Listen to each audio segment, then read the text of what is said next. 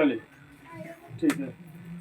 आज हम लोग देखेंगे मूल रूप से हरित क्रांति से रिलेटेड बात देखेंगे। ठीक है, हरित क्रांति और श्वेत क्रांति मूल चीज हम लोगों का। ठीक है, मेन टॉपिक जो है हम लोगों का ये सब इससे रिलेटेड बातें हैं जो पूर्व में हम लोग देखे हैं। पॉइंटिंग होगा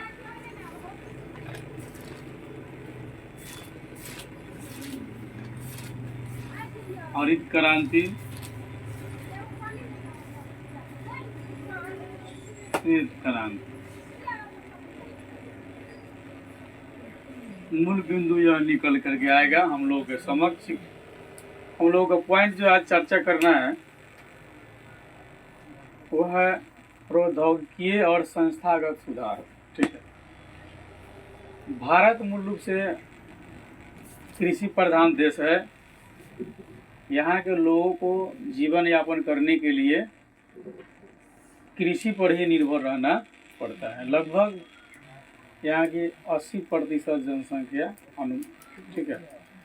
ऐसे मूल रूप से लिखित रूप में जो कहा जाता है, तो लिखित रूप में ये कहा जाता है कि भारत की 2/3 भाग लोग जो है वह क्या है कि कृषि पर निर्भर है।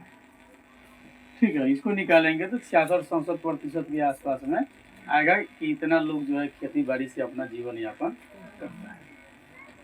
समस्या तब उत्पन्न हो जाती है जब देश की जनसंख्या बढ़ती है। ठीक है, बढ़ती हुई जनसंख्या को देखते हुए कृषि के क्षेत्र में सुधार बहुत आवश्यक है। कृषि के क्षेत्र में सुधार का तात्पर्य ये है कि अन्न का उत्पादन बढ़े। ठीक है, जनसंख्या जब बढ़ेगी तो खाद्यान्न की मांग भी होगी, तो लोग को जो है जिंदा रहने के लिए भोजन चाहिए, और भोजन कहाँ से आएगा?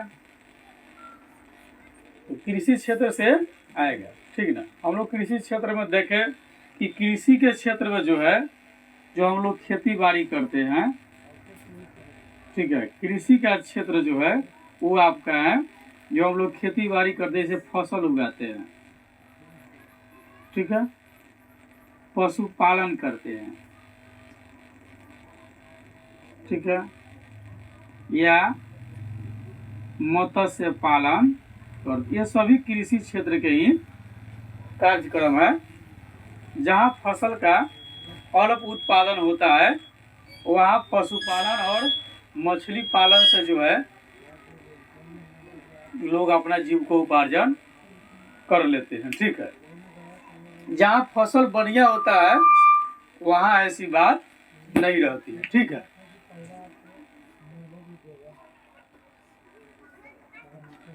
जहाँ उत्पादन कम होता है वहाँ पशुपालन और मछली पालन से लोग काम चला लेता है। जहाँ उत्पादन बढ़िया होता है वहाँ ऐसी बात नहीं है। लेकिन बढ़ती हुई जनसंख्या को देखते हुए कृषि के उत्पादन में वृद्धि करना बहुत आवश्यक भी है। ठीक है, वही हम लोगों का चर्चा का विषय है कि प्रौद्योगिकीय संस्थागत सुधार। ठीक ना, यानी उद्योग भी या कई तरह के टेक्नोलॉजी के तहत जो है वह संस्थाओं के सहयोग से कृषि के कार्य में हम सुधार लाएंगे और उत्पादन की वृद्धि करेंगे। ठीक ना, यानी प्रौद्योगिकीय संस्थागत सुधार का कहने का मतलब है कि कृषि के उत्पादन में वृद्धि करना पड़ेगा। ठीक है, कृषि उत्पादन में वृद्धि करना होगा। ठीक है, मेन मकसद यही है। ठीक है, भारत में कृषि हजारों वर्ष से की जा रही है, किंतु परंपरागत तरीके तथा संस्थागत व्यवस्था में समय के साथ परिवर्तन नहीं होने के कारण कृषि में काफी पिछड़ेपन पाया जाता है। ठीक है, हमारे यहाँ खेती बाड़ी जो की जाती है वह किया जाता है परंपरागत तरीका से। परंपरागत तरीका करने का मतलब है पुराने विधि व्यवस्था से। किससे? पुराने विधि व्यवस्था से जो खेती होती है वह परंपरागत तरीका कहलाता है। जैसे पुराने विधि व्यवस्था, जैसे हल जो बैलों के द्वारा यानी कि पशुओं के द्वारा खींचा जाता है, कहीं बैल से कहीं भैंसा इत्यादि से जो है खींचा जाता है, ठीक है। खुरपी से खेत की कोड़ाई की जाती है, कुदाल से की जाती है। ये हो गया आपका परंपरागत तरीका। कहने का मतलब जिस हिसाब से पूर्वज लोग खेती करते थे परंपरागत तरीका के हो गया, ठीक है। तो कृषि के उत्पादन में वृद्धि के लिए हमको परंपरागत तरीका से नहीं करना पड़ेगा। हमको कृषि के उत्पादन की वृद्धि करने के लिए जो है संस्थागत, ठीक है, इसके सहयोग से संस्थागत व्यवस्था से हमको जो है खेती बाड़ी करना पड़ेगा, ठीक है, जिसमें कई सारे प्रौद्योगिकीय क्षेत्र शामिल होंगे जो हमारी सहयोग करेगी कृषि के उत्पादन बढ़ाने। तो समय से परंपरागत तरीका का बदलाव न होना और संस्थागत व्यवस्था के आधार पर खेती बाड़ी नहीं करना कृषि में पिछड़ेपन का कारण है, ठीक है। जनाधिक्य के कारण जोतों का विखंडन हुआ। जब जनसंख्या हमारी बढ़ी, ठीक है, जनाधिक्य मतलब जनसंख्या अधिक हो गया, ठीक है, तो क्या हो गया, जोतों का विखंडन हुआ, टुकड़ा टुकड़ा में बटा गया। जैसे पहले एक भाई था, ये 100 एकड़ जमीन था, 4 भाई ये हो गया, अब ये 4 भाग में हो गया, अब 25-25 की बात हो गई, तो खेत का क्या हो गया, विखंडन हो गया, टुकड़ा टुकड़ा में बट गया। इससे कृषि कार्य आर्थिक रूप से लाभप्रद नहीं रह गया। अब पूरी अर्थव्यवस्था की पूर्ति कृषि से नहीं हो पा रही है। हालांकि भारत के बहुत सारे परिवार, अधिकतम परिवार कह लीजिए, बहुत सारे परिवार या अधिकतम कृषि से ही अपना सारा कार्यक्रम करते हैं, ठीक है। उसी से परिवार चलाना, बच्चे की बड़ बीमारी, शादी विवाह, ठीक है, सगे संबंधियों के यहाँ आना जाना, अन्य प्रकार की साधन यंत्र अगर खरीदना है वो अभी विभिन्न प्रकार, मतलब जितने भी क्रियाकलाप है वह सारी जो है कृषि के क्षेत्र से ही वो लोग प्राप्त करते हैं। चावल धान, मतलब कि धान या चावल एक ही चीज़ है। तो चावल और गेहूं का उत्पादन कर या विभिन्न प्रकार के फसल का उत्पादन कर उसको बेच करके और उससे जो धन प्राप्त करता है उसी से अपने विभिन्न प्रकार की आवश्यकता की पूर्ति करता है या कृषि के अंतर्गत उपयोग की जाने वाली यंत्रों की खरीदारी कर पाता है। भारत में अधिकांश कृषि मानसून पर निर्भर है। मानसून अगर साथ देगी तो होगा, और मानसून अगर साथ नहीं देगी तो यहाँ की कृषि नहीं होगी। लोग मानसून पर ही निर्भर है। जैसे धान रोप देंगे, ठीक है, तो धान की रोपाई कब होती है, जून जुलाई से लेकर के अगस्त सितंबर अक्टूबर तक मान लीजिए, ठीक है, अगस्त सितंबर तक होता है। तो ठीक है, तो अगर हमको चावल या धान करना है, ठीक है, धान को कुटवाइएगा तो चावल बन जाएगा। इसके लिए वर्षा पर्याप्त चाहिए। बिना वर्षा के धान की खेती होइबे नहीं करेगा। बिना वर्षा के धान की खेती होता ही क्या होती, तो मानसून पर निर्भर करती है। तो अगर मौसम साथ दिया तो हुआ, मौसम साथ नहीं दिया तो नहीं हुआ, ठीक है। इसलिए कहा जाता है कि कृषि जो है, ठीक है, एक तरह का जुआ है। किसान मानसून के साथ जुआ खेलता है या मानसून किसान के साथ जुआ खेलता है, ठीक है। कभी मानसून जीतता है, कभी किसान जीतता है, लेकिन कृषि जो है क्या है, एक तरह का जुआ है। हो गया तो सफल, न हुए तो गए। तो मानसून पर अगर निर्भर नहीं रहेंगे तो सिंचाई की साधन होनी चाहिए, किसकी साधन होनी चाहिए? सिंचाई की साधन होना चाहिए। तो सिंचाई के लिए जैसे पूर्व काल में लोग मतलब कि नॉर्मली अपने हाथ से ही पानी एक स्थान से दूसरे स्थान तक कर दिया करते थे। अब जो है चलो दो, अब जो है पंप सेट से की जाती है। फिर उसका परिवर्तन हुआ, अब इलेक्ट्रिक यानी कि मोटर से सिंचाई की व्यवस्था हो रही है। ठीक है, तो यदि पंप सेट से सिंचाई की व्यवस्था है तो उसके लिए डीजल, मिट्टी मतलब किरोसिन या मिट्टी तेल कह लीजिए, डीजल पेट्रोल किरोसिन की आवश्यकता होगी, वह सुलभता से मौजूद होना चाहिए। ठीक है, अब सरकार कहे कि नहीं उससे प्रदूषण बढ़ रहा है तो इलेक्ट्रिक उपयोग करते हैं, तो हमारे खेत तक जो है बिजली का होना आवश्यक है, तब ना हम सिंचाई करेंगे, ना तो हमारा फसल बढ़िया नहीं हो पाएगा। तो मानसून पर अगर हम निर्भर नहीं रहते हैं तो सिंचाई की साधन हमारे पास होना चाहिए, जो हम पंप सेट मोटर से जो हम करते हैं। बढ़ती हुई जनसंख्या के लिए कृषि को अर्थव्यवस्था का विकसित अंग बनना एक महत्वपूर्ण चुनौती है। आसान बात नहीं है कि अर्थव्यवस्था का अंग बन जाएगा कृषि, जबकि 2/3 भाग भारत का कृषि पर ही निर्भर है। फिर भी चुनौतीपूर्ण है। इसमें तकनीकी एवं संस्थागत सुधार लाने की बहुत जरूरी है, क्योंकि इसके बिना कृषि में सुधार लाना बहुत ही कठिन बात है। आसान बात नहीं है कृषि के क्षेत्र में सुधार लाना। आजादी के बाद जोतों की चकबंदी, जमींदारी प्रथा की समाप्ति तथा सहकारिता को विकसित करने का भी प्रयास किया गया है। ठीक है, प्रथम पंचवर्षीय योजना में भूमि सुधार को मुख्य रूप से लक्षित किया गया। ठीक है, भूमि सुधार के लिए आपको प्रथम पंचवर्षीय योजना में इस पर ध्यान दिया गया।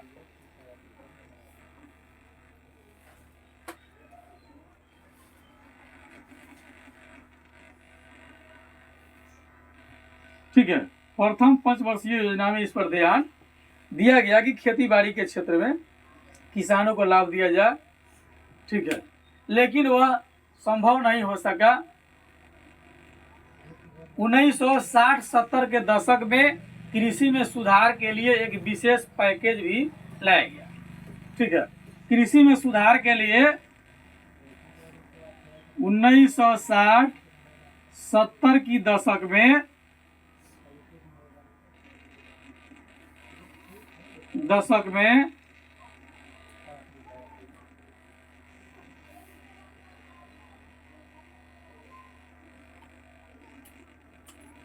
कृषि में सुधार के लिए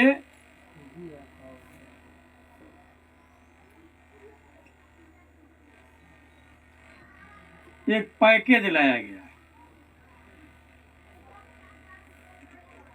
ठीक है,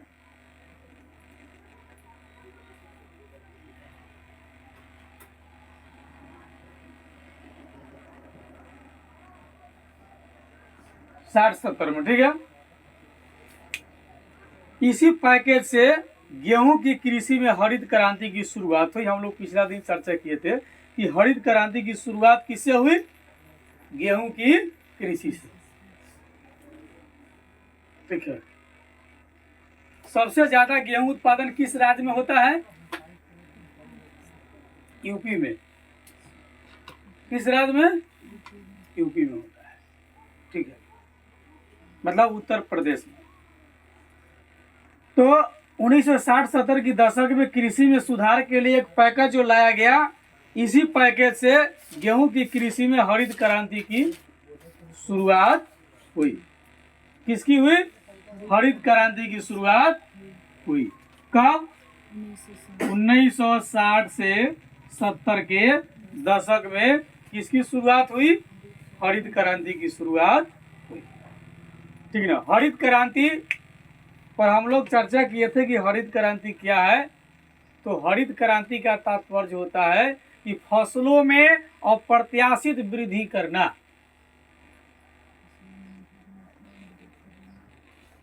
ठीक है, मतलब खूब वृद्धि करना, मतलब बहुतायत वृद्धि करना, उसी को अप्रत्याशित कहते हैं।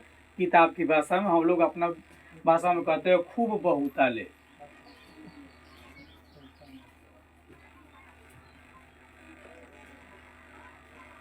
तो हरित क्रांति का तात्पर्य फसलों में अप्रत्याशित वृद्धि करना होता है। ठीक है, यह योजना 60-70 में आप देख लीजिए,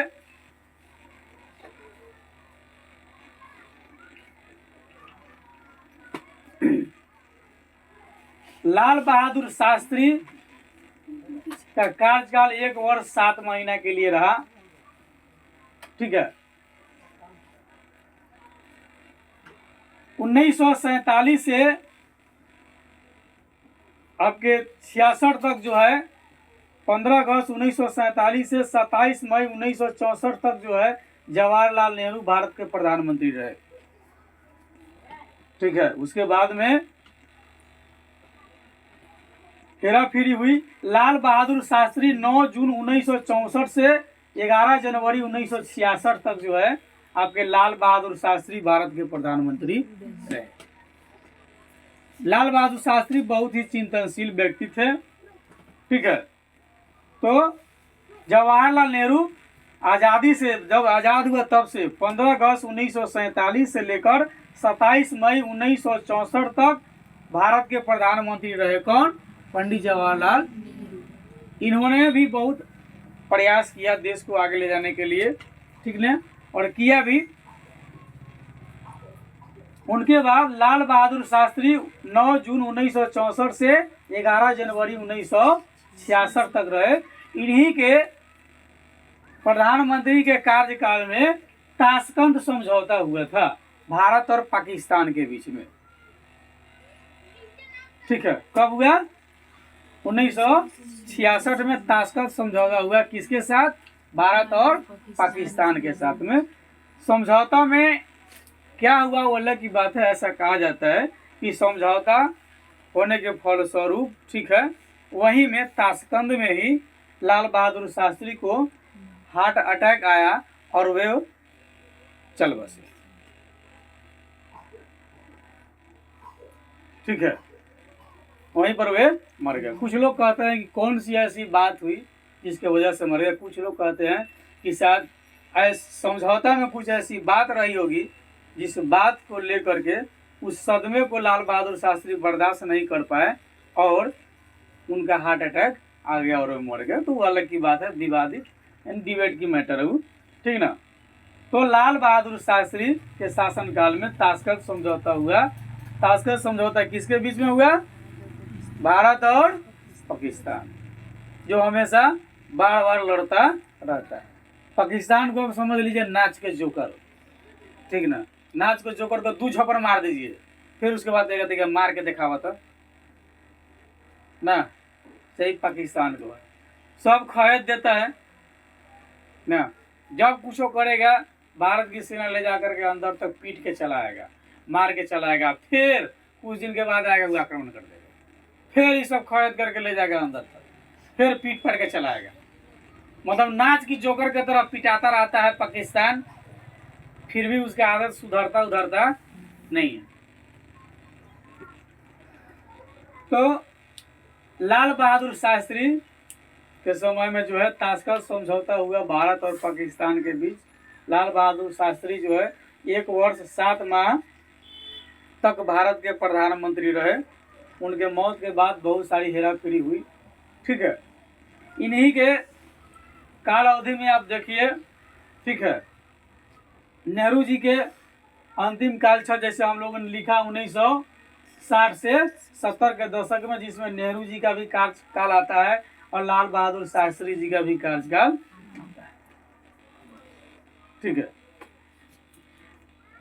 देश तरक्की तब करेगा जब सरकारें स्थिर होगी, ठीक है, अस्थायी होगी। ठीक है, 5 साल के लिए कम से कम अस्थायी हो, मेलजोल से चलता हो, पार्टी के सभी पार्टियां मिलजुल अगर चलाती है तो प्रगति होगी, नहीं तो उसका अपने में आपस में लड़ता रहेगा। वो कहेगा कुर्सी पर हम बैठेंगे, वो कहेगा कुर्सी पर हम बैठेंगे, वो सब इसी विवाद में समय को पार कर देगा, जनता पर ध्यान ही नहीं देगा। ठीक है, 1960-70 की दशक में जो हम लोग देख रहे हैं, कुछ योगदान नेहरू जी का भी और लाल बहादुर शास्त्री जी का भी। ठीक है, तो हरित क्रांति कब लाई? 1960 से 70 के दशक में। ठीक है, हरित क्रांति का मतलब होता है फसलों में अत्याधिक वृद्धि करना।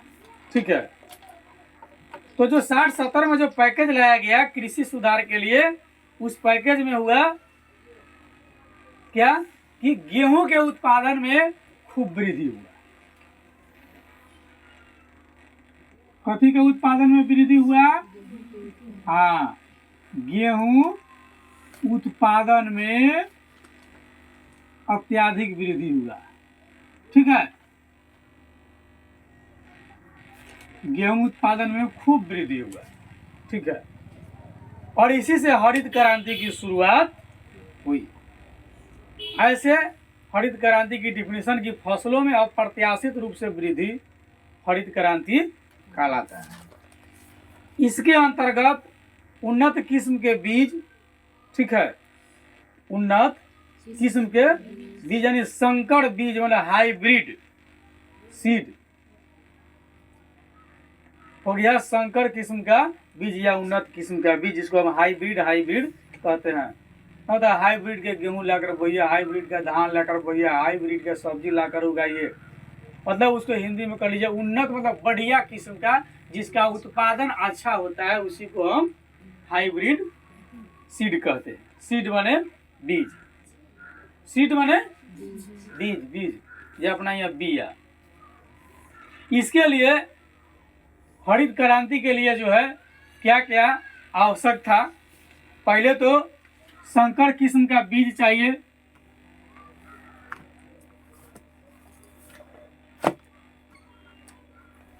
संकर किस्म का बीज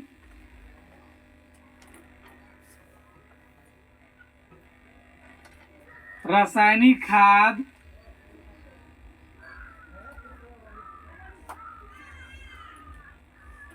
कीटनाशक दवाइयाँ ना, ये सब चाहिए ना।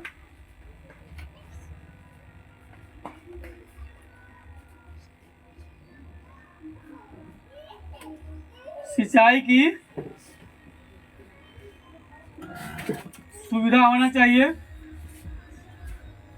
ठीक है, हाइब्रिड का बीज चाहिए, रासायनिक खाद चाहिए, कीटनाशक दवाई चाहिए। ठीक है, सिंचाई की व्यवस्था होना चाहिए, और इसके बाद सब कुछ हो तो किसानों को उचित मूल्य मिलना चाहिए। ठीक है, सही दाम किसानों को मिलना चाहिए। ठीक है, जिससे उसका नुकसान नहीं हो, जो उसकी लागत है लागत से बढ़िया हो जाना चाहिए। ठीक है,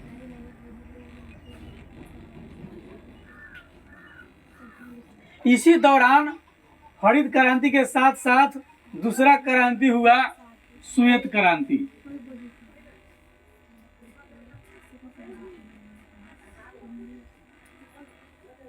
क्या हुआ? श्वेत क्रांति।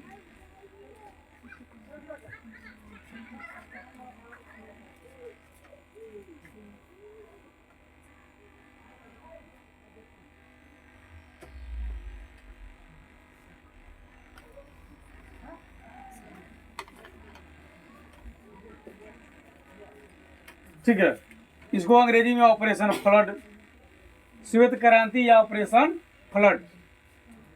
ठीक है, ये श्वेत क्रांति या अंग्रेजी में ऑपरेशन फ्लड क्या है? तो दूध व अंडा में या दूध व अंडा के उत्पादन में वृद्धि की प्रक्रिया को श्वेत क्रांति हम कहते हैं। ठीक है, दूध व अंडा के उत्पादन में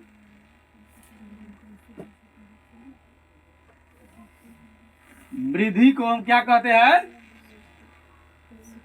श्वेत क्रांति कहते हैं। दूध कैसन होता है? उजर। अंडा कैसन होता है? उजर, उजला, व्हाइट ना, दोनों व्हाइट व्हाइट, इसलिए क्या कहलाता है? श्वेत क्रांति। अभी हरित क्रांति कहिएगा, हरित क्रांति तो फसल हरियर होता है, ओइला हरित क्रांति। दूध अंडा उजल होता है, ओइला ओकरा के श्वेत।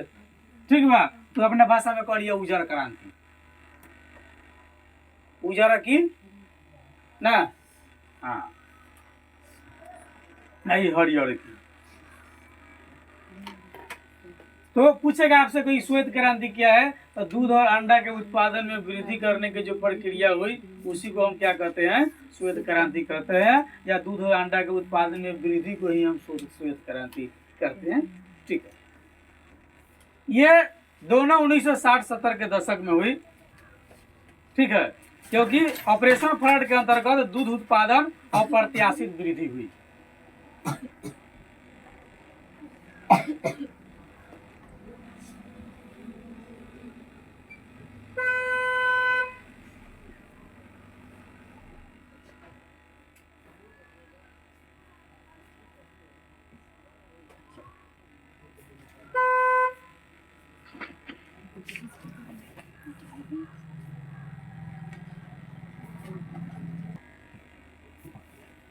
चलिए, तो श्वेत क्रांति या ऑपरेशन फ्लड क्या है?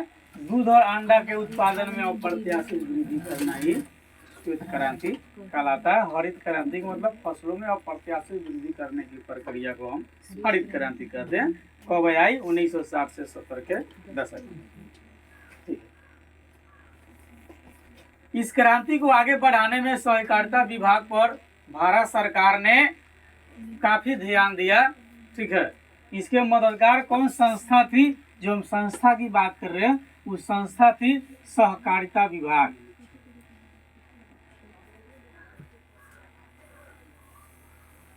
कौन था? सहकारिता, हाँ सहकारिता विभाग था। सरकार ने इस पर ध्यान दिया, इसको कहा कि भैया तू ध्यान दो फसल उत्पादन और दूध अंडा उत्पादन पर, क्योंकि ये भी खाद्य पदार्थ है। 1980 तथा 1990 के दशक में व्यापक भूमि विकास कार्यक्रम शुरू हुआ। ठीक ना, व्यापक भूमि विकास कार्यक्रम।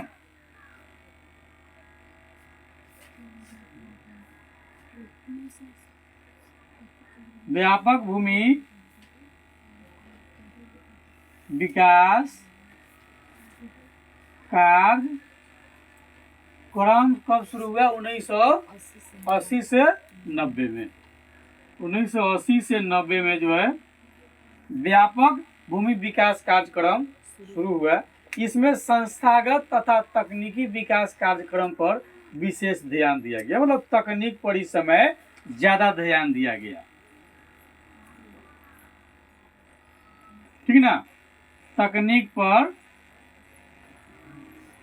ध्यान दिया गया। 1980-90 के दशक में वर्षाधीन क्षेत्रों की कृषि की उन्नति का इसका जो है सबसे विशेष प्रयास इसमें किया गया। जहाँ वर्षा नहीं होती है वहाँ पर कृषि का उत्पादन कैसे हो, इस पर सरकार का बहुत ज़्यादा ध्यान था। प्राकृतिक आपदा से होने वाली क्षति से किसानों को सुरक्षित करने के लिए फसल बीमा योजना लागू किया गया। भारत में फसल बीमा योजना लागू कब हुआ? फसल बीमा योजना। फसल बीमा योजना क्या होता है? यदि किसान खेती करता है और किसी प्रकार के कारणवश यदि उसका फसल बर्बाद हो जाता है तो उसकी लागत जो है, जितना का बीमा होगा, इंश्योरेंस होगा, वह सरकार भरपाई करेगा। तो फसल बीमा योजना जो है आपको 1980 से 90 के दशक में लागू किया गया। ठीक है, फसल बीमा योजना ठीक है कि खराब है? हम इंश्योरेंस करवा लेंगे अपनी फसल की, यदि मेरा फसल बर्बाद हो गया तो फसल की पूरी बर्बादी तो खत्म हो गया, तो उसकी कुल लागत जो हमारी जो होगी, ठीक है, वो कौन देगा? बीमा कंपनी देगा, यानी सरकार, ठीक है, सरकार के अधीन में बीमा कंपनी है, ठीक है। हम अगर इंश्योरेंस करवाते हैं, यानी हम एज ए किसान अगर हमारी फसल बर्बाद होती है तो उसकी भरपाई कौन करेगा? बीमा कंपनी करेगा। सरकार ने किसान के हित में उत्तम कदम यहाँ भी उठाया, कब? 1980 से 90 के दशक, ठीक है। क्वेश्चन होगा कि फसल बीमा कब लागू की गई, ठीक है, तो 1980 से 90 के दशक में लागू की गई। किसान को कम दर पर ऋण उपलब्ध कराने के लिए ग्रामीण बैंक, सहकारी समिति एवं अन्य बैंक स्थापित किया गया। 1980 के दशक में ही आपको बैंक कौन हुआ? ग्रामीण बैंक। ग्रामीण बैंक की स्थापना कब हुई? 1980-90 के दशक में। सहकारी समिति भी इसी का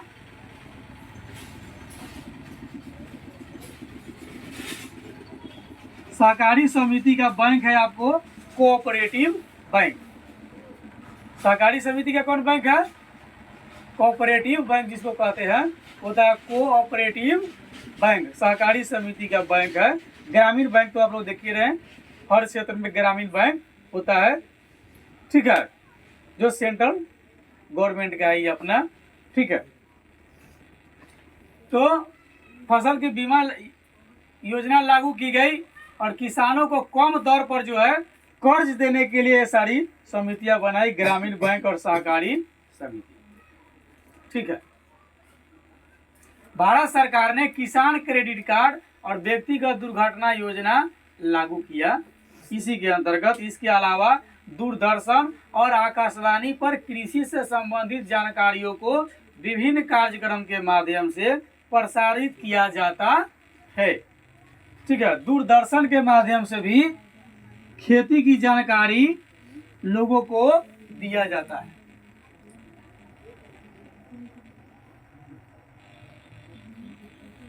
ठीक है। ये टीवी, रेडियो की सहायता से आप इसको देख तक सकते, टीवी देख और सुन सकते हैं, रेडियो से केवल सुन सकते हैं दूरदर्शन, ठीक ना। पहले के ज़माना में रेडियो बड़ा इम्पोर्टेंट था, अच्छे खासे लोग रखा करते थे, ठीक ना।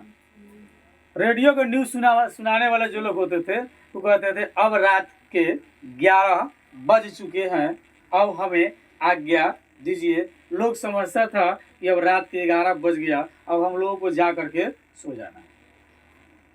अभी संध्या के ठीक 8 बजे है, अभी हम कृषि पर वार्ता करेंगे। लोग समझता था अब 8 बज गया, दूरदर्शन की सहायता से। अब ऐसी बात नहीं है। अब सोचता है टीवी झूठ तो नहीं बोल रहा है, सही खबर दे रहा है कि नहीं दे रहा है। नहीं, पहले शंका की बात ही नहीं थी, ठीक है। जैसे रेडियो बोलता अभी दोपहर के 12 बजे हैं, लोग समझता हाँ 12 बज गया। कुछ ही देर में आपके समक्ष अब लोकगीत का कार्यक्रम आरंभ किया जाएगा। लोग बड़ी चाव से सुनता था, रेडियो खोल दिया, अब बड़ी मस्ती में सुन रहा है। अब तो उतना मस्ती में लोग टीवी नहीं देख पाता है, पहले बड़ा महत्व था इस सब का,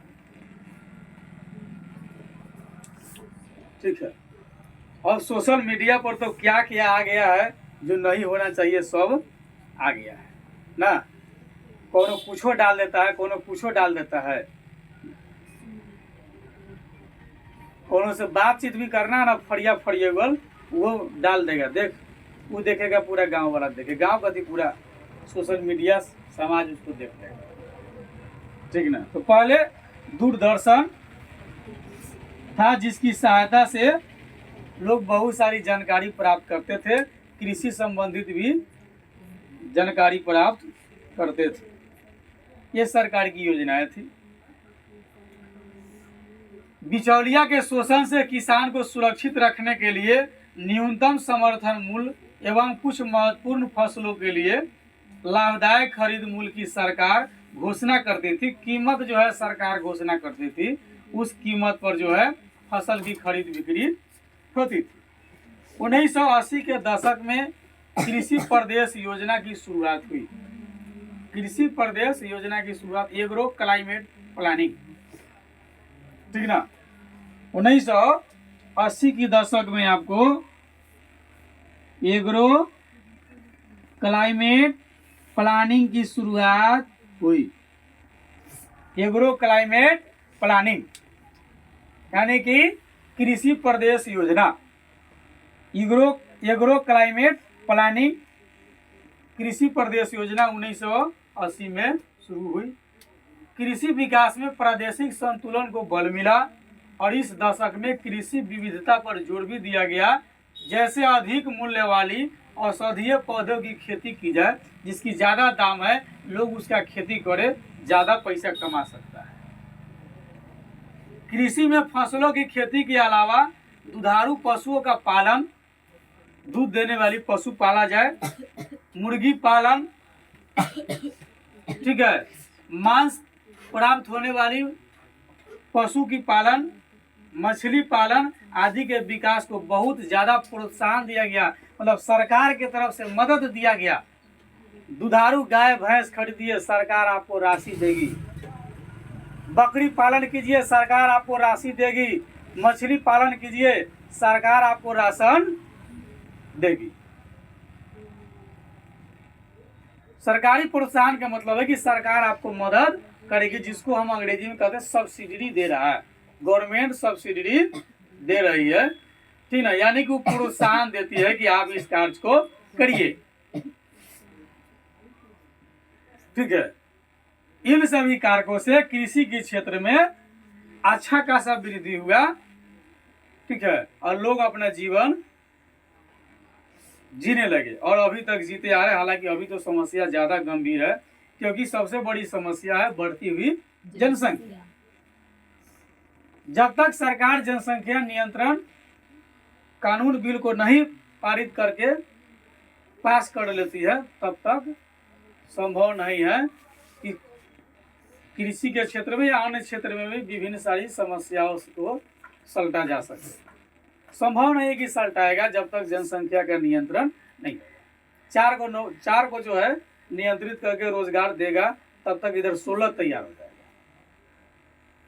जगह तक खाली होगा 4 और रेडी है इधर 16, फिर 12 को बेरोजगार रहेगा। इसलिए जनसंख्या का नियंत्रण अति आवश्यक है।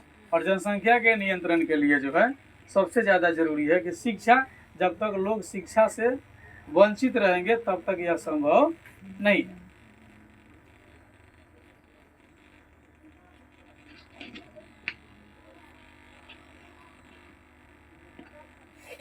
कृषि का राष्ट्रीय अर्थव्यवस्था, रोजगार और उत्पादन में भी अच्छा खासा योगदान है। कृषि राष्ट्रीय अर्थव्यवस्था में भी मदद करता है, कृषि से रोजगार भी मिलता है, कृषि से उत्पादन भी होता है। जैसे हम लोग देखें 24% भारत के कृषि जो है अर्थव्यवस्था में मदद करती है, नहीं रोजगार भी पैदा करती है। बहुत सारे लोग उसमें जाकर काम करते हैं, जिससे उसका जीविकोपार्जन चलता है। कृषि से उत्पादन भी होता है, हम खुद भी खाते हैं, दूसरों को भी खिलाते हैं। कुछ कच्चा माल निकलता है जिसको हम बेच देते हैं, जैसे रेशेदार फसल, व्यावसायिक फसल। जैसे हम लोग कृषि पढ़े हैं, रेशेदार कृषि, रेशेदार फसल, जूट, कपास, पटसन, ये सब क्या है? रेशेदार। व्यावसायिक फसल रबर, गन्ना, जूट, कपास भी व्यावसायिक में भी आता है। कुछ हम उत्पादन करके और डायरेक्ट बेच देते हैं, व्यावसायिक फसल के अंतर्गत, ठीक है। जैसे भारत में विविधता के अनुसार, सांस्कृतिक और भौगोलिक विविधता के अनुसार फसल 3 प्रकार के, ऋतु के अनुसार भी फसल 3 प्रकार के, लेकिन अलग अलग होते हैं।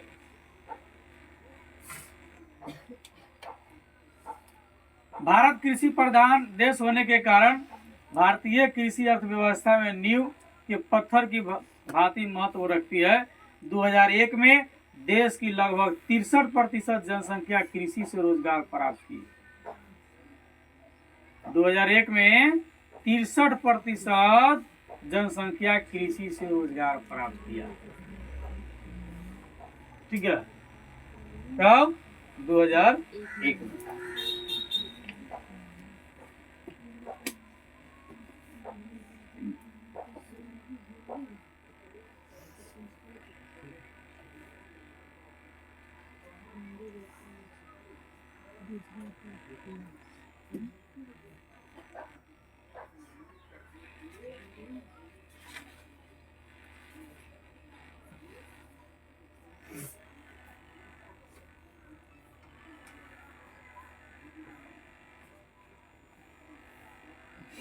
चलिए, तो हम लोग देख रहे थे 2001 में देश की 63% जनसंख्या कृषि से रोजगार प्राप्त किया।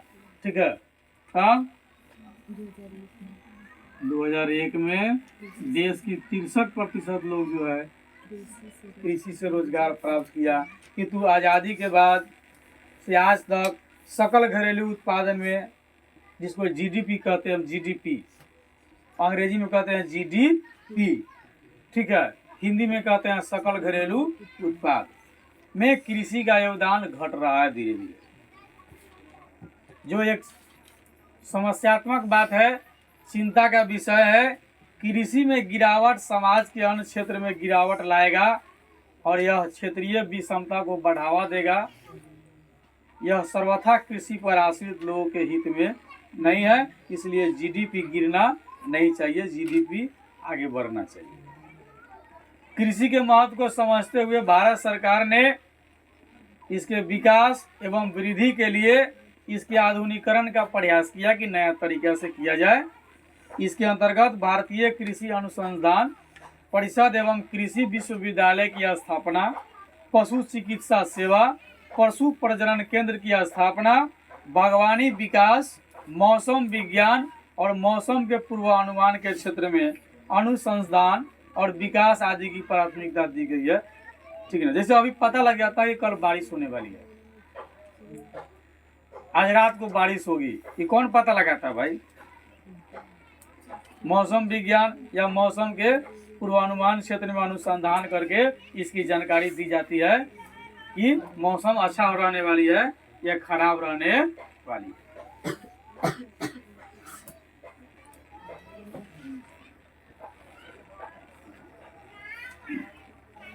देश में जो है कृषि में विकास दर कम हो रही है, यह चिंता का विषय है कि कृषि का विकास दर जो घट रहा है, ये हमारे लिए सोचनीय बात है। वैश्वीकरण का भारतीय कृषि पर बहुत बड़ा प्रभाव पड़ा है। वैश्वीकरण का अर्थ क्या होता है? देश की अर्थव्यवस्था का विश्व की अर्थव्यवस्था के साथ जुड़ना वैश्वीकरण का होता है।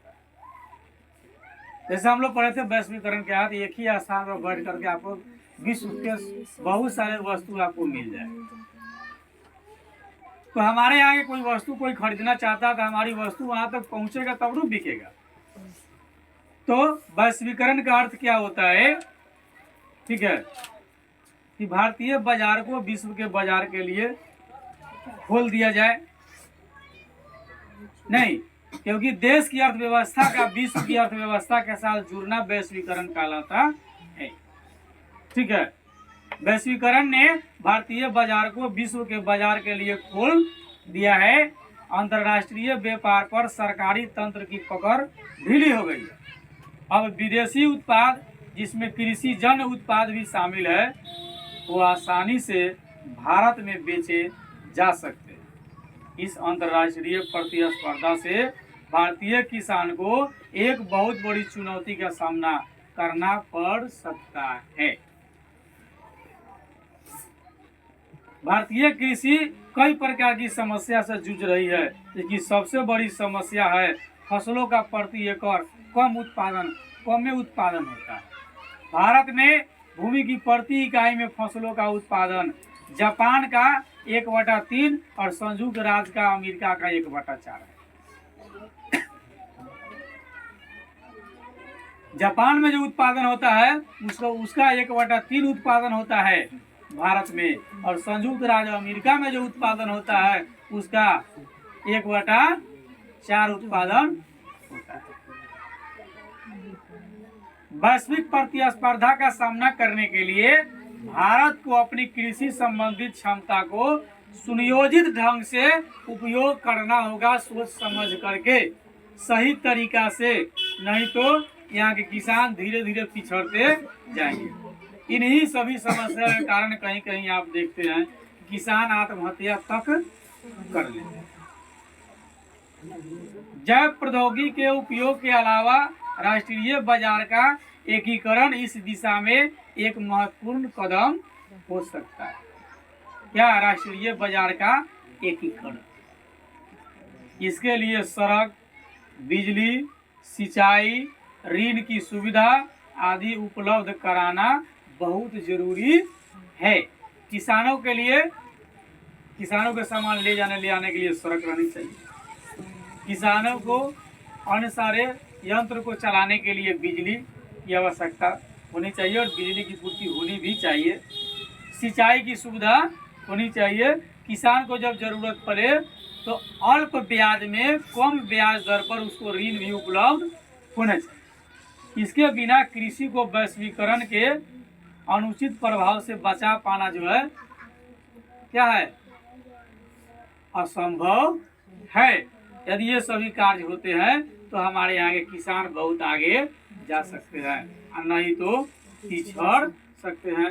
सच पूछिए, भारत के किसान ये नहीं चाहता है कि मेरा बेटा भी आने वाले दिन में किसान बने। क्यों?